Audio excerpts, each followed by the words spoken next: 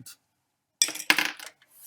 Fernando Vilela, obrigada por aceitar o convite do programa de estudos pós-graduados em literatura e crítica literária da PUC. É mais um prazer sempre estar com você. Você tem sempre aceitado os nossos convites para escrever, para dar palestras, agora essa entrevista. A gente agradece muito. Um prazer. Que bom. Só para registrar, hoje é dia 26 de maio, 2h30 da tarde, né? Estamos na quarentena e por isso essa gravação assim online, né? Esse programa é dedicado à infância, à literatura e à literatura de infância.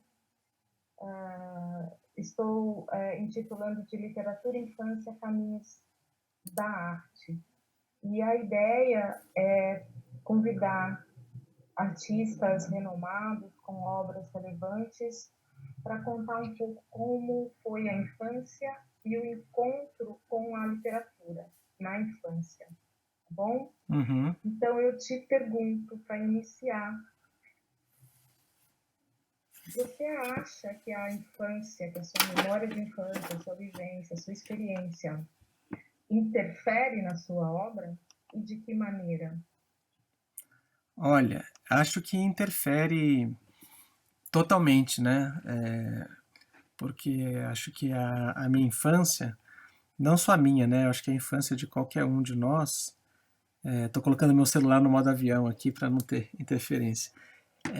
Eu acho que a nossa infância é um período de descoberta, é um período de viver tantas experiências e, e eu sinto que tudo isso acaba configurando a nossa relação com as coisas, né? Com o mundo, com a natureza, com as pessoas e essas experiências tão marcantes, né, da primeira infância. Tem gente que tem bastante memória da primeira infância, até, né? Eu tenho algumas poucas memórias, mas, mas eu acho que a minha infância tem muito a ver com a minha formação, né? As experiências que eu tive, os estímulos que eu tive, tudo isso eu acho bastante até definidor da minha maneira de escrever, me expressar, pensar o mundo, né? Tudo isso passa pela experiência da infância.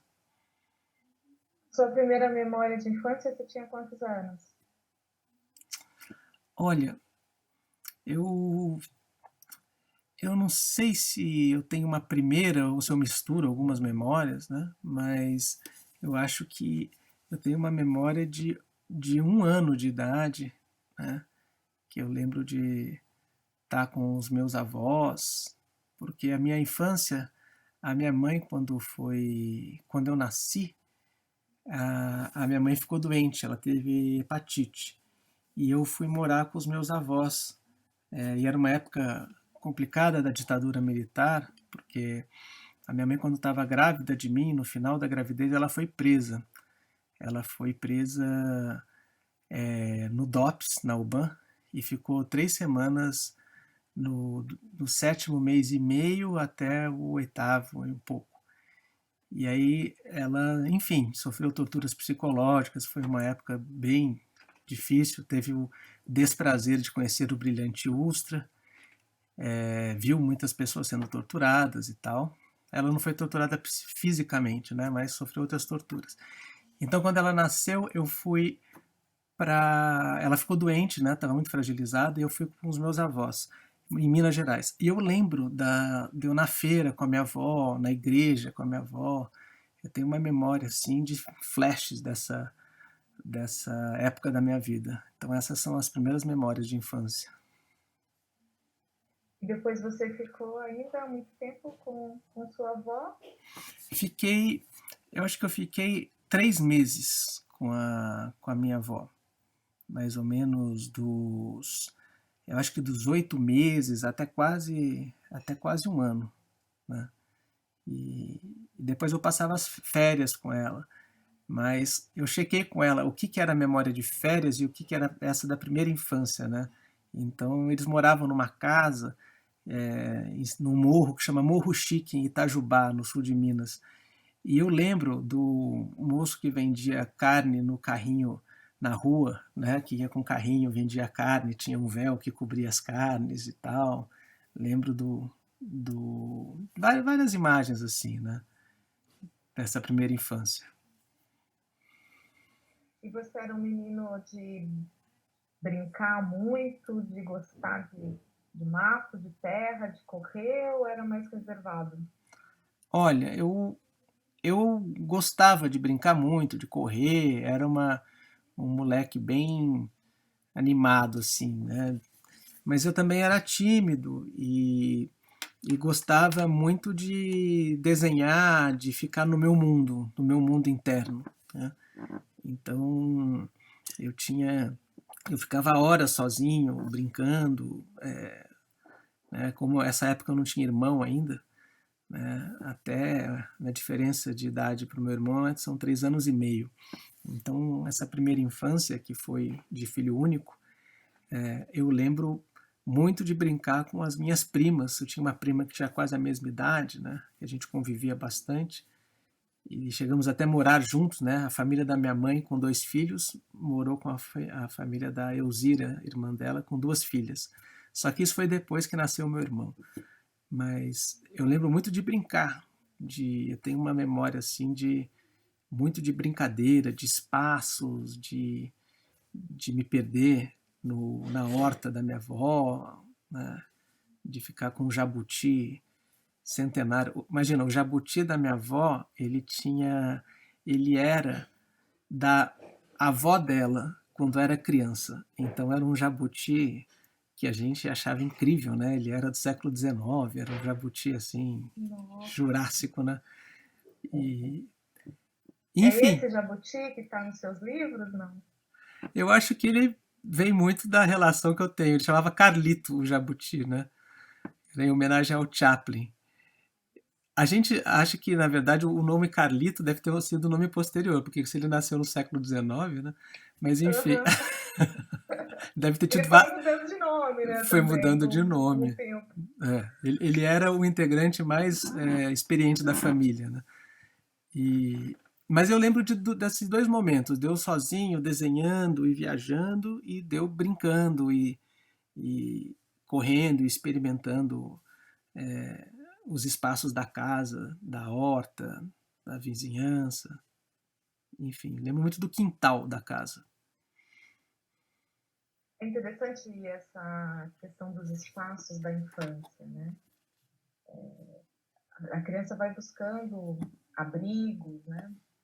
Lugares exclusivos e que também possibilite brincadeiras e construções do imaginário no diálogo com o real, né? Então, debaixo da mesa, ou debaixo da cama, ou atrás da cortina, né? Uma espécie de separação do mundo dos adultos.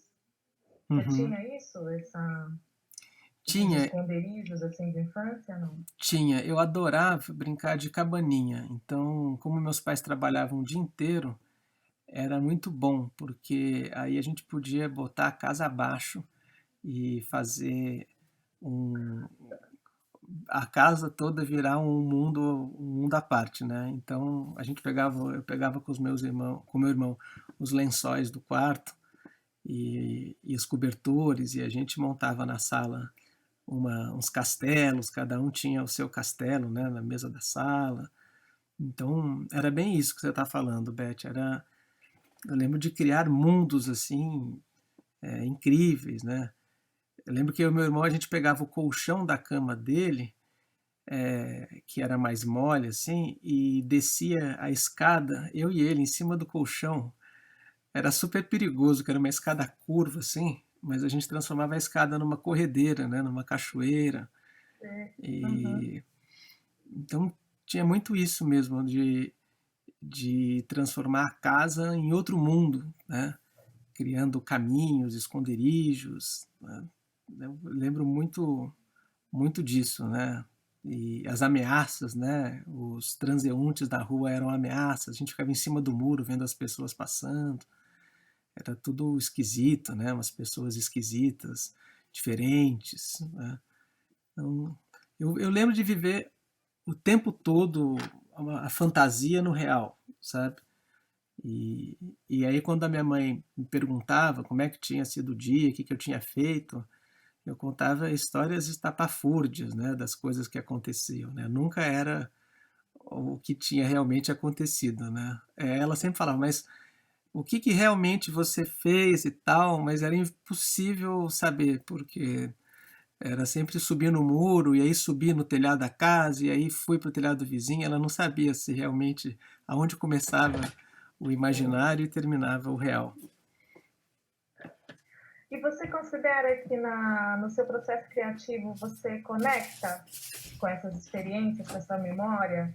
Claro que não necessariamente conscientemente, agora eu vou lembrar da minha infância para criar esse livro, essa obra, enfim, mas Uhum. você sente que de alguma forma você acessa essas lembranças? Acho que sim.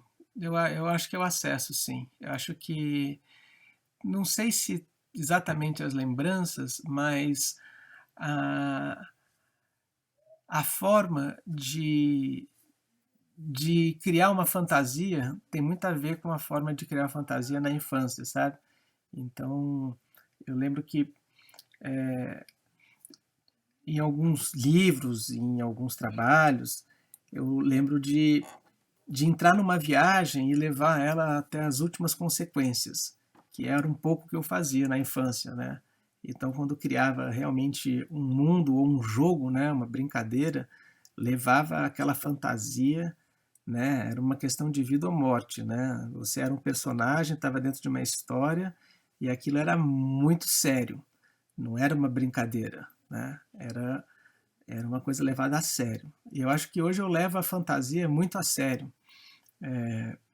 Então, nesse sentido de acreditar profundamente numa história que eu estou fazendo, de viver aquela história, de sentir a dor do personagem, de até chorar, de rir, de viver momentos assim profundamente reais em termos de sentimento, de vivência, dentro de uma fantasia.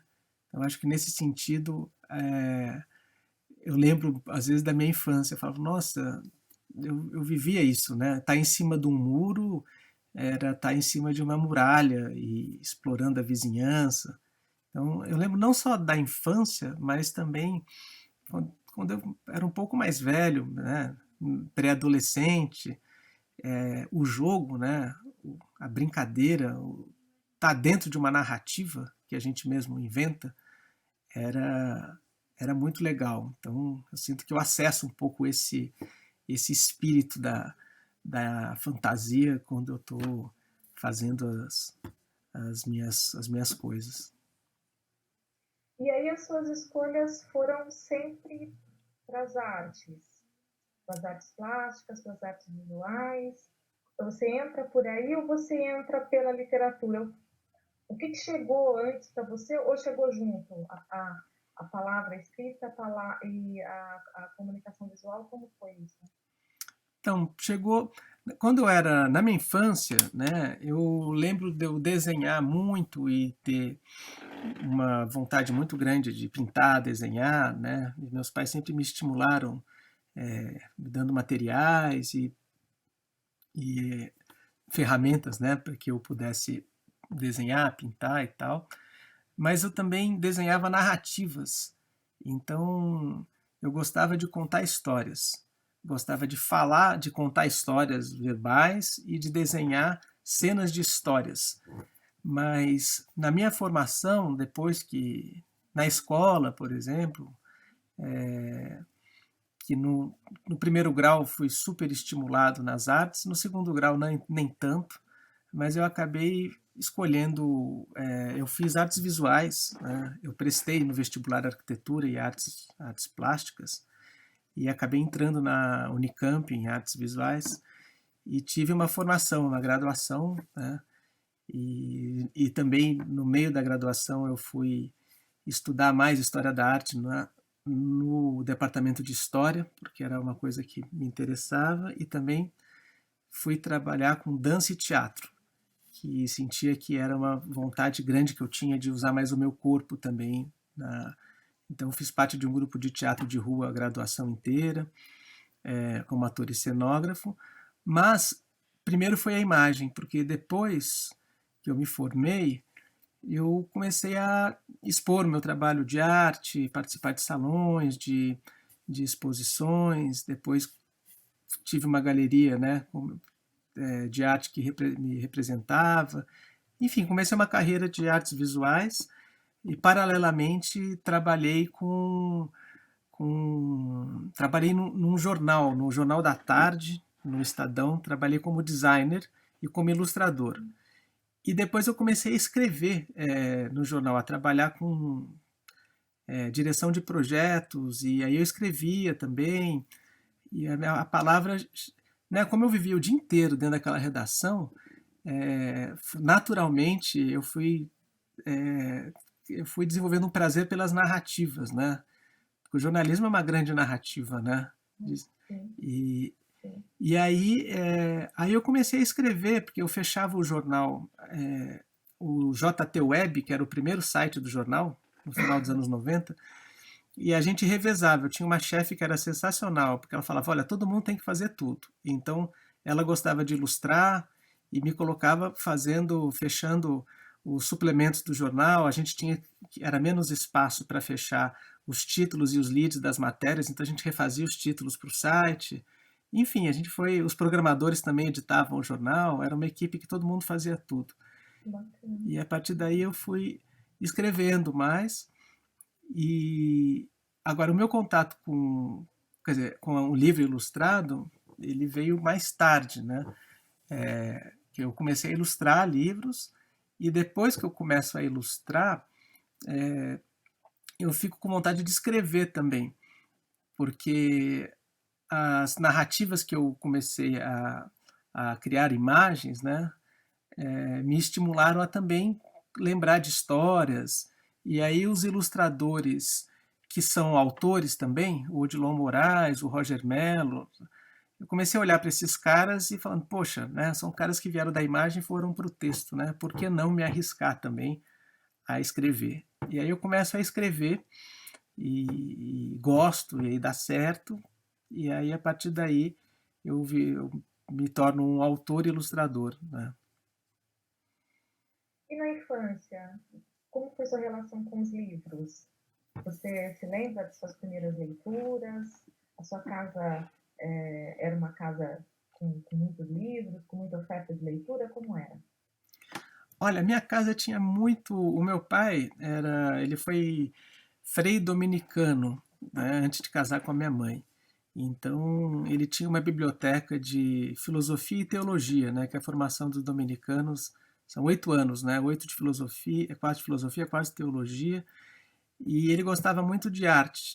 A minha mãe também gostava de. Então a gente tinha muitos livros de arte, mas o que marcou minha infância foi uma coleção, aquela coleção da Abril Cultural, que chama Gênios da Pintura, que era uma coleção que saía toda semana em fascículos.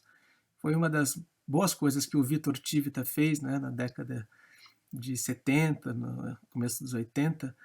Era uma coleção incrível, né, que ia desde o pré-renascimento até a arte moderna. E cada fascículo era grande, as imagens eram enormes. E eu lembro desde pequeno de ficar vendo aqueles pintores, né? E meu pai me apresentou muita coisa, né?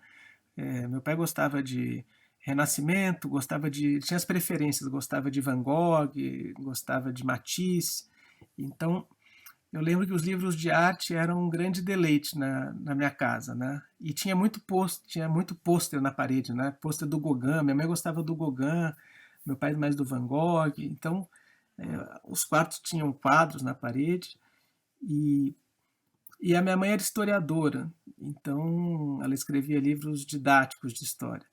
Então também tinha muita fotografia, né? muita ilustração desses livros de história, que eu achava divertidíssimos, né? Eu adorava a Grécia arcaica, né? Ficava vendo aqueles vasos com os guerreiros e os deuses gregos. Então, eu acho que eu tinha um povoamento dessas imagens dos livros.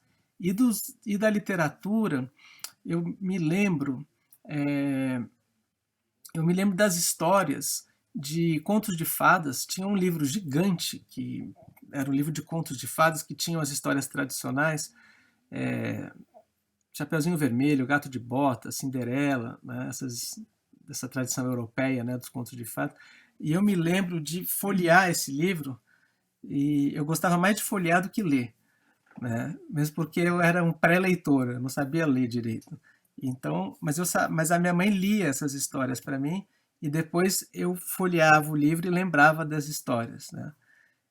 Então, tinha esse livro, tinha um que chamava O Castelo de Chuchurumel, que era uma história cumulativa da chave do castelo, que é presa num cordel, que é ruída pelo rato, que foi atrás, era tipo um velho afiar, né?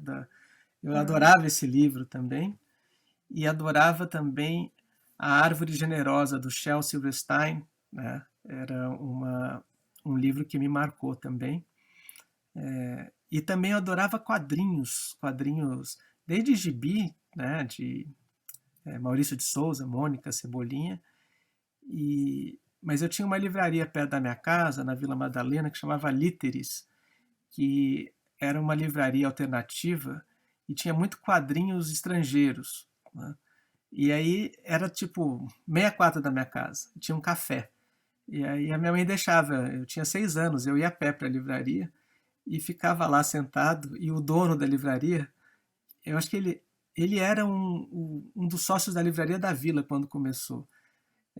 Chamava Silma, né? Já faleceu. E ele me colocava uns livros em cima da mesa de, de que achava que eu ia gostar, né? Porque eu sempre ficava lá pegando na prateleira. Então eu lembro que isso foi importante para mim também, né? E ele me mostrava umas coisas assim sensacionais, de muito pop, né? De, sei lá, Guido Crepax, de quadrinhos dos anos 70, de ficção científica, nada infantis, mas isso também me povoou a minha imaginação. E também a turma dos quadrinistas brasileiros que naquela época estavam nascendo, né? O Laerte, o Angeli, o Glauco, né? Eu lembro que o Glauco frequentava a Líteres, né? E, e aí eu lembro que tinha aquele personagem doido, né? Que era o Geraldão, né? Imagina, a gente tinha na época, acho que era uns 10 anos, e era super normal, né? Ter o personagem drogadão, cheio de seringa, de heroína, maconha, uísque, né? Imagina hoje, nem pensar. Sem pensar. E a gente adorava o Geraldão e tal. Aí uma vez eu lembro que o Glauco falou que ia fazer que as crianças gostavam tanto do Geraldão que ele resolveu fazer o Geraldinho, né? Que é o personagem infantil, né? Aí eu lembro muito que a gente era fã do Geraldinho, que ele era mais legal que o Menino Maluquinho, que ele era mais doido ainda, né?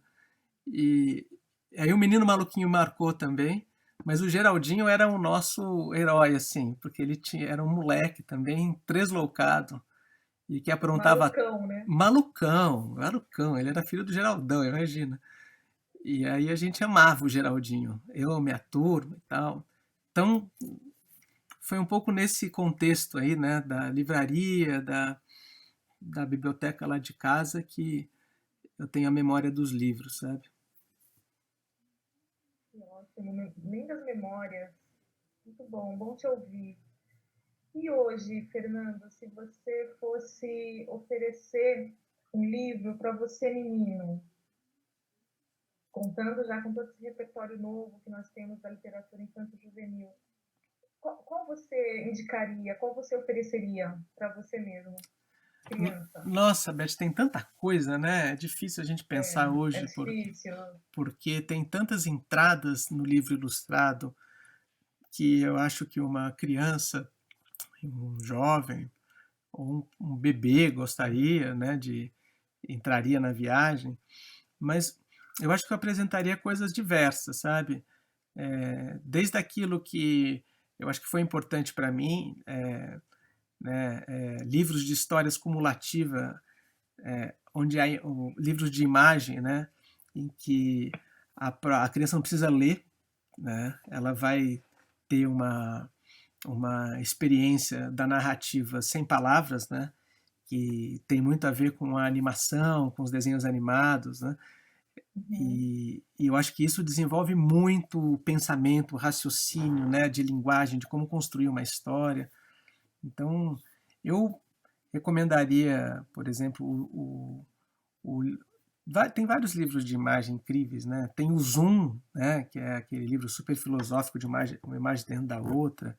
Eu mesmo tenho uns 3 livros de imagem, tem um que chama Toalha Vermelha. Não sei, é meio ego trip indicar os próprios livros para eu, criança, né?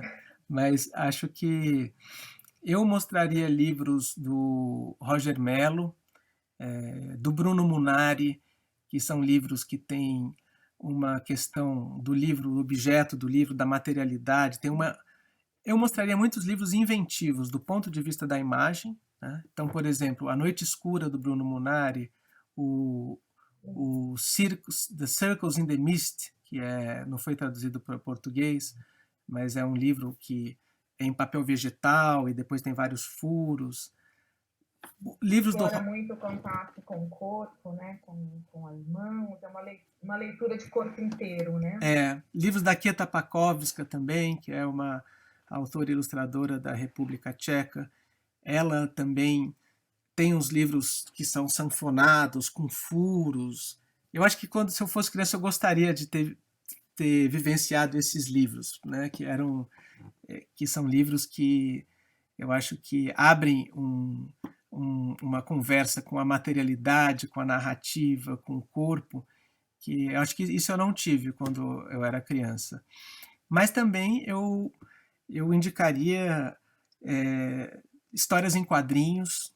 Eu acho que o quadrinho, ele para criança, ele é muito legal também, né? Porque esse jogo da fala, do texto, da imagem, da estrutura narrativa, eu acho que é importante para a formação, o quadrinhos. E álbuns ilustrados que são sensacionais, como clássicos, né? A Árvore Generosa, eu acho um deles. Onde Vivem os Monstros, né? Também acho que é um outro livro sensacional de ilustrado. Falando de brasileiros, de álbuns ilustrados, acho que o Odilon Moraes tem livros que são A Princesinha Medrosa, eu acho um livro muito legal que eu apresentaria. O João por um Fio, do Roger Mello, também acho um livro marcante que talvez eu indicaria para mim se eu fosse criança, né? Digamos assim. Maravilha. Fernando, muito obrigada por compartilhar suas lembranças da sua infância. Tenho certeza que vai ser inspirador para os leitores, para os educadores, para os pais, para os artistas que vão te ouvir.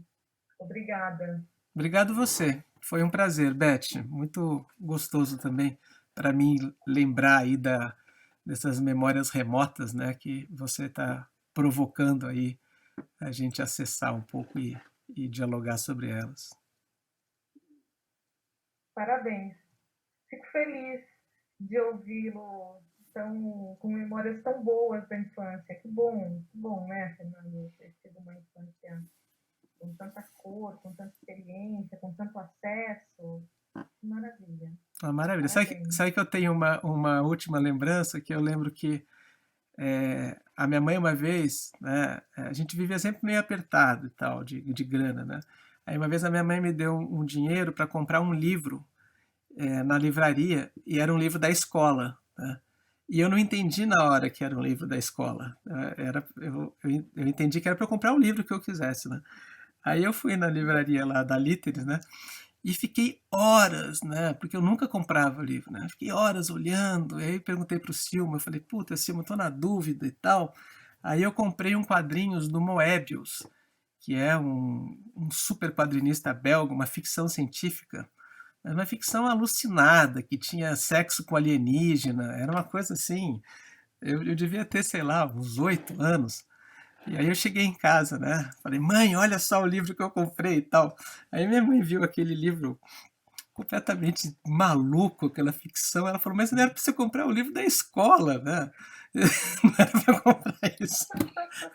Aí eu falei, ah, mãe, agora já foi, agora eu não vou Então devolver. é esse aqui. É esse aqui o meu livro, não tem A essa, não. escola que vamos ver o que acontece. É, deixa pra lá o livro da escola, né? Qual o nome da sua mãe, Fernanda? Ela chamava Maria Célia Vilela. Maria Fernanda. É. Muito bom. Mas então é isso, Beth. É isso, encerramos. Encerramos. Pode. Você para a gravação aí pra gente? Paro. Deixa eu parar aqui, peraí. Será que deu certo? Deu. Ah, deu sim. Vou colocar aqui. Beth 3.